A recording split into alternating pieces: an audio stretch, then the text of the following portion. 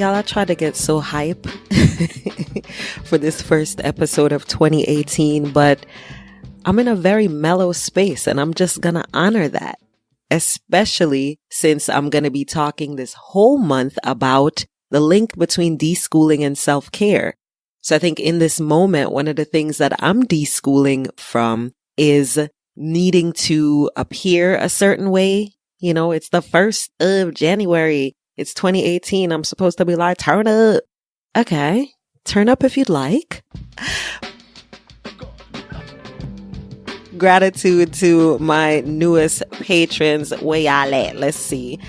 Gigi, did I shout you out already? If I did, whatever. Double shout outs to Gigi. Alicia, Carol, Laura, Veronica, and Lene. Thank you so much for supporting the podcast over at patreon.com/Akilah. Y'all head over there, do what you can this year to support this movement around people of color in self-directed education.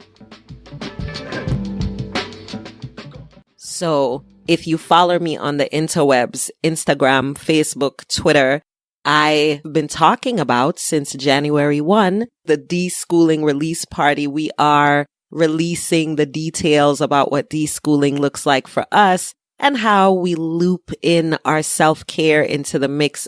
So I've got 6 guest DJs for you on this mixtape. And the first one is Yolanda Coles Jones. You already know her from this podcast. She was on episode 40. Remember this? Much of my personal motivation, and I know the same is true for my partner, my husband, we both know how we lived and how we came through and the struggles that we were presented, having been placed in boxes of whatever kind, you know, whether they be belief or scholastic, you know, achievements, boxes, the way to learn, a certain way to learn, a certain way to look. I mean, all of those things and the struggle of as you said, trying to separate or stand away from those things. And so it propels you into figuring out what does work. And when you bring little people into the picture and you observe that they are in their own right, each embarking on a journey, you want them to not have that bogged down weight. So giving them freedom to figure it out instead of, you know, imposing on them. So we are back and we are talking about what deschooling and self-care look like for Yolanda. And we started out with a little bit of an excerpt from something that she posted on Instagram that I thought spoke directly and beautifully to self-care. You said, self-care is also seeking a therapist, doing inner work, drinking water, allowing yourself to take a nap, being realistic about and releasing what is beyond your control, prioritizing and paring down. I want to talk to you, Yolanda, about your deschooling journey. What are some of the things that you are needing to unlearn as you raise free people, including yourself and your partner and your music and your photography and all the things? Yes, absolutely. It gives me so much joy to hear you read that list back to me. Because God knows it is like, I feel like I birthed it out of my own life. And I just felt like there have been so much chatter in the internet ethers about what self-care is and isn't. And everyone was kind of putting it forth as this concept of always being a thing that feels good. It's always, you know, taking a bubble bath, and that's an element of it. It's always going to get a manicure. That's one element of it. It's always having chocolate and wine. That's one element of it. But then there seem to be missing, you know, some really simple things and needful things that don't cost money. A lot of things, of course, seeing a therapist costs some money. But then just the idea of doing inner work. You can do a lot of inner work by yourself without money. You know, you have a village. There are lay counselors. There are people around you. You'd be surprised about who has wisdom near you and who, you know, the universe kind of orchestrates and puts in your path. But if you do have the means, going to sit with a therapist. But then there are lots of things on the list that I made that don't cost money at all. Needful things that we have to do. And I didn't know that for a lot of my life. And I was, you know, I think I've had enough periods of being flat on my back, laid out for like stress accumulating in my body in the form of neck spasms, back spasms, or migraine headaches, or anxiety, or depression, And not that these things don't come by other means, but I know for a fact that I was just doing too much. Like I was carrying everybody's everything and not taking time for myself. In fact, I would say, I'm going to do this, this, this, and this, and this, and this, and then I'm going to take care of me.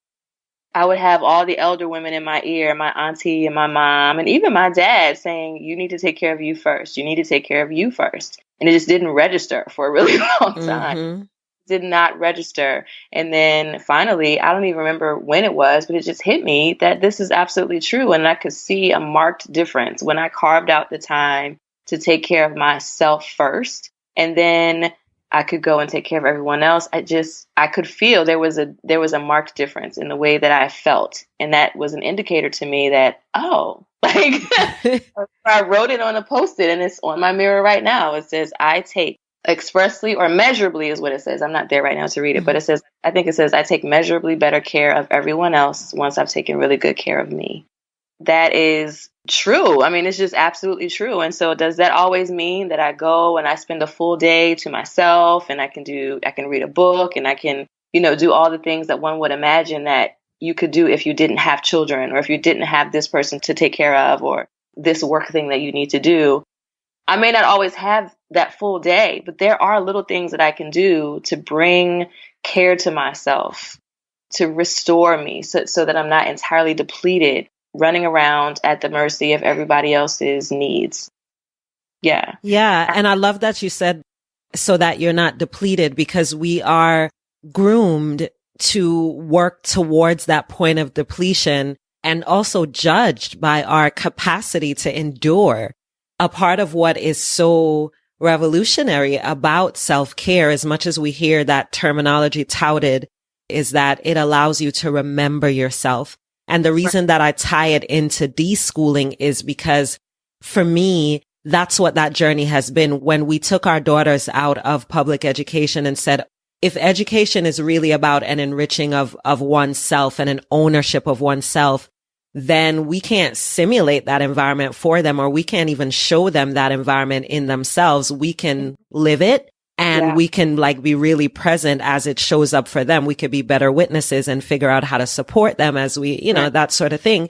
And that is exactly what happens with the self for deschooling too, because you start to put down a lot of the things because you needed to uphold some idea. When you put the shit down, it was like, ow. If I don't know, right? Like, how am I viewing a thing when I'm like, I don't know what my daughter needs right now. I don't know what her focus should be, but I'm willing to discover that with her. The same thing happens for the self. And so I love that you're talking about not waiting until we get to that point of depletion, because it's the same thing with our children, not seeing how much they can retain or recite or regurgitate or whatever, but actually looking to see who they are, just like you're looking at yourself and what you need and what your environment needs to look like in order to nurture that. You find yourself being really present with that, right? Like, what do I need? What might it look like? Absolutely. And one of the words that sticks out and has really called me to do the work is just simply the word notice.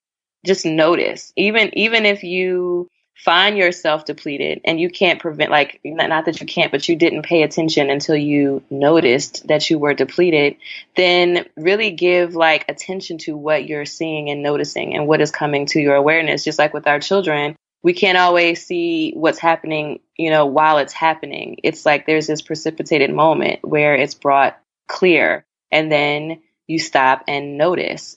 And so noticing where there are needs and noticing where something needs to be adjusted or changed, or noticing where there's pain and noticing where there's discomfort, noticing where I feel tense and anxious, and just scanning the body. And, it's the same as looking out onto my children and scanning them and seeing, observing what is it that they need. And so, much like what you said, it's just for me, what's really been powerful is learning how to notice. And that has come from my mindfulness practice. I feel has sharpened that a great deal as well.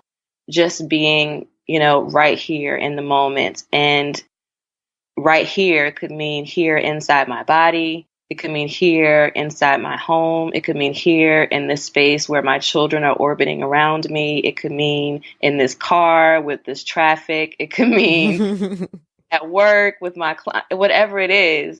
being fully present right there, like in that place, being at zero. That's a language. When I did the last round of Raising Free People workshop, that's the term, the thing that kept coming up a lot is like, this is its own language that we're developing. And a big part of the language, a part of the primary vocabulary of this language of raising free people is witnessing or noticing, as you call it. Yeah. Getting a lot more proficient in the language of just noticing shit without needing to change it or fix it or whatever. Because one of the things that you talked about in that same post, that one was on December 5th, y'all. I'm going to put her Instagram link so you could get some, where you talked about honoring boundaries. I think that noticing and witnessing allows you to do that. And, a part of self-care, as you noted, is honoring boundaries, your own and those belonging to others. And when you are in a position to notice, then it allows you to say, oh shit, I see why he's acting like that. It does kind of feel like I'm all up in his shit. Like this happens with me and Chris all the time where I'm like, why is he tripping? And then when I start witnessing, I'm like, oh yeah, sorry. And I just back up totally. That is so, yes, that is the move. Absolutely. You can't do that if you're like all wound up and bound up and like the boundaries are not something that you're paying attention to. You're overall into something and you're all stressed out about it and it's not even yours. Like back up a little bit. Yes. And it's not even yours. Listen, especially with our children, when you talk about it's not even yours, we take on, because we tend to see them as extensions of us, we take on their stuff. And so then we say that they're stressing us out when it's like, nah, like I took it. I took the shit. Like they walked in with the problem and I didn't witness it. I didn't have the opportunity to notice and see what's going on and see if, it might just be empathy that they need and not me to try to solve it. I'm trying to solve it and then I'm making them the problem. Absolutely. That's such a good point because there are I don't know about you, but sometimes as parents, we can be so just involved that we rob our children of the opportunity to learn and practice and grow on their own, and to partner with them through something. And then we blame them for not having the skill. Right. Exactly. When we never gave them opportunity to learn it or practice it or refine it. Exactly. Which also gives us the space now to not have as much stuff on our plate to deal with. Yes. Yeah. And that's what this is about. That's why when I reached out, I said, listen, I don't want this conversation to just be about motherhood or parenthood because we're really talking about the self here. When you make this sort of decision, whether you homeschool or unschool or anything in between, but specifically the aspect that is self-directed. So I know some homeschooling is not, but I am speaking specifically to when we go that route of saying, I'm going to nurture what I'm noticing in my child, as opposed to defining something and then, saying how best can I get them to do this? It really comes with a level of need for self-care that says, I'm going to be willing to embrace not knowing. I'm going to need to release a level of control, and parenting and control are almost like synonymous. Like that's your job, to control as much shit as possible, the outcomes, that sort of thing. Control your temper, control the perception of you. There's so many ideas of control. Absolutely. I mean, this is something, it's so funny that you would say that. In therapy, one of the things that I'm working on is this whole concept of like letting go of others' expectations of me. Even if the other person is the Yolanda before she had children, or the Yolanda before she got married, or Yolanda when she was this or that at this stage in life. So there are moments where, I have 4 kids. And so when I try to mobilize the troops and get out and be there on time, that is a really big effort. No matter how much preparing I can do the night before, it's like something or someone always goes rogue. And then I'm like really frustrated, or I had been in the past, just really irritated by it. And because I'm thinking about, oh my God, this person's, this other person's time, or this other person's perception of, what I should be doing or how I should be doing it. And then I've just learned and practiced, like, I can only do what I can do. Yeah. And this is my stage right now. I have 4 very young children who are still learning what it means to prepare. And I'm practicing with them all along the way, what it means to prepare what it means to plan, what it means to move quickly, what it means to move without feeling anxious, what it means to like use a timer and be mindful of other. Yes. These are all things that I'm actively teaching them, and I'm expecting them to have mastery, and I'm feeling bad about what other people are. No, I have to release all of that, let that go. And then like let the stress out of my shoulders when we're showing up late. Like this is not, I'm not reporting to the principal. I'm not reporting Thank you. some authority. Like I'm doing my life, and that is okay. Like where I am right now, it's not that I don't care about these other people. That's not a true thing for me to say. And that's not a true thing for someone else to think or believe. I do care about your time. I respect your time. Also, I'm raising 4 children, and each one of them is their own individual, and me trying to get them all together and move them to one place at one time in like a timely manner is not that easy. And that's okay. Just accepting what is real. Yes. And the problem is with you, not me, because the reality, especially when you choose to raise 3 people, is that you are going to honor their needs. So when you choose that other model, you can say, yes, I'm going to slap you if you're not in the car by 1:20 or, or yell or whatever. Or I can say, as you said, I'm teaching them these tools. I'm saying, set the thing on your phone. Did you check to see if your brother, set his? That sort of thing. Is your phone charged? All these logistics that you might judge me for being late, and you're not even considering the level of logistics that have to happen. I just, that was really stressing me out for a time. And then there's so many things. When you ask the question about how I'm deschooling, I'm shedding so much. I have been in the course of the last year or two. And I think that one of the main things is like that assumption of what other people are thinking about me, that have not lived the life that I'm living, that have no idea what my journey is, no idea what it's like in my house at a point or a given time.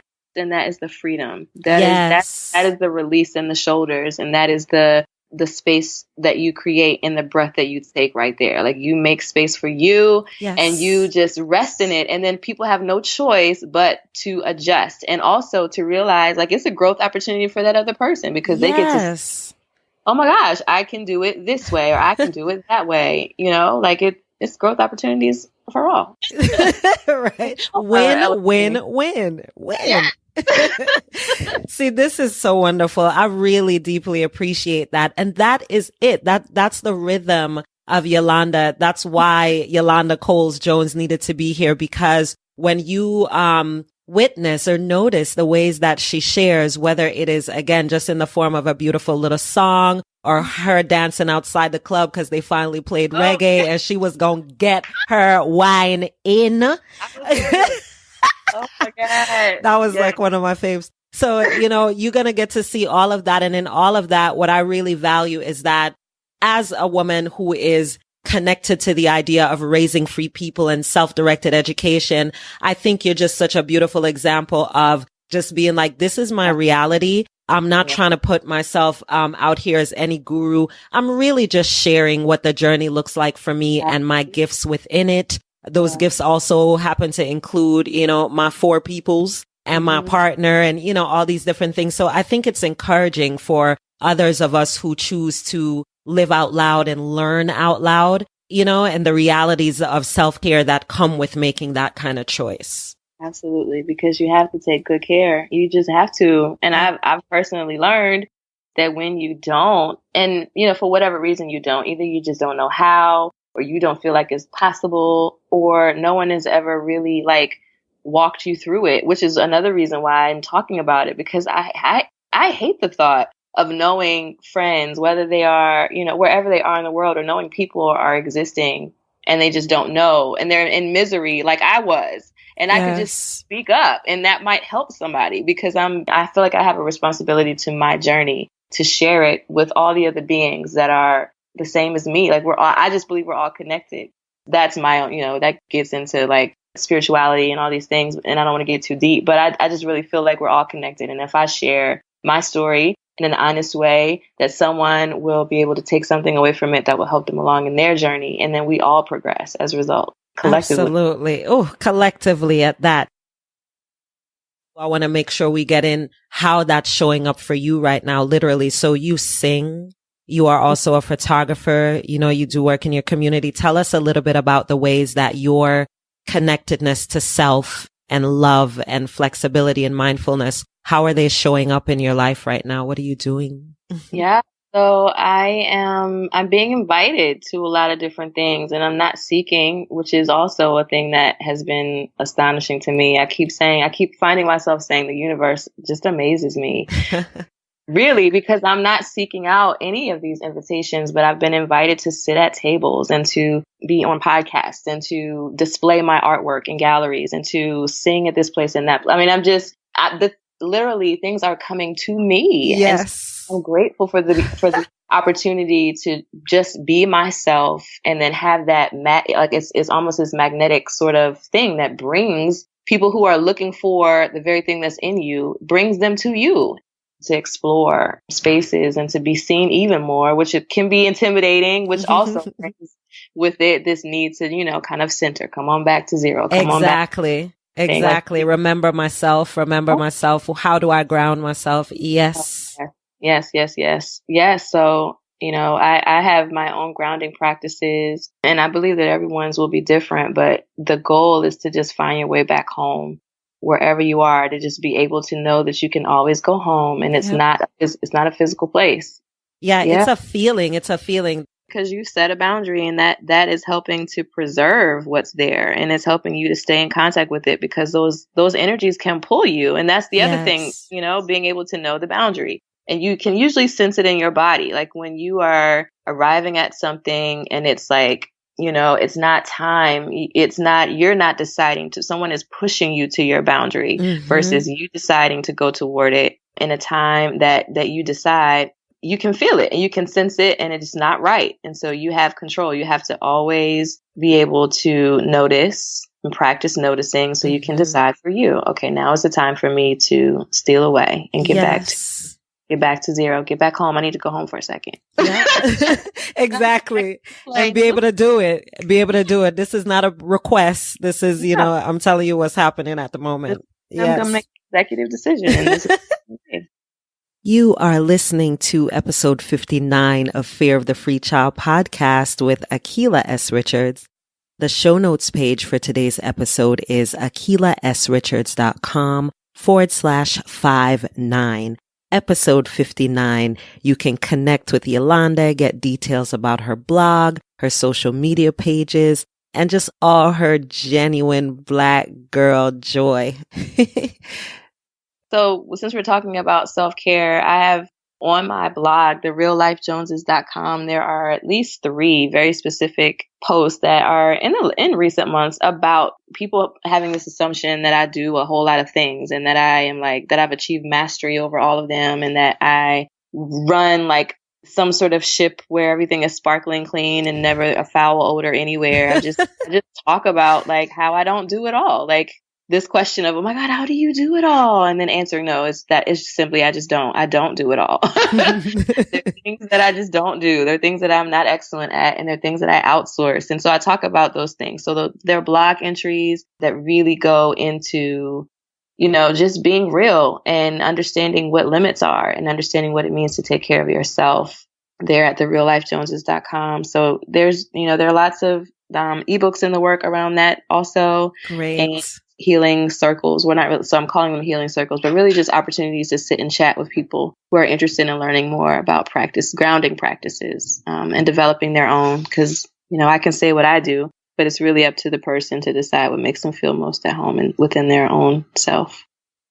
This is so very necessary. And when you make this decision to raise free people, whether as a parent or as a part of a community, self-care looks a little bit different. And the more resources you have to sort of feel through and develop and get confident in your own practices, the less you will react to other people's perceptions of what you're doing or your feelings of doubt and all of these normal things that come with the work. All right. So Yolanda, I appreciate you being a part of the music of all of this. As always, we do this mutual adoration thing. We could do it for days. Thank you so much for making time for us. Thank you, Akilah, for having me.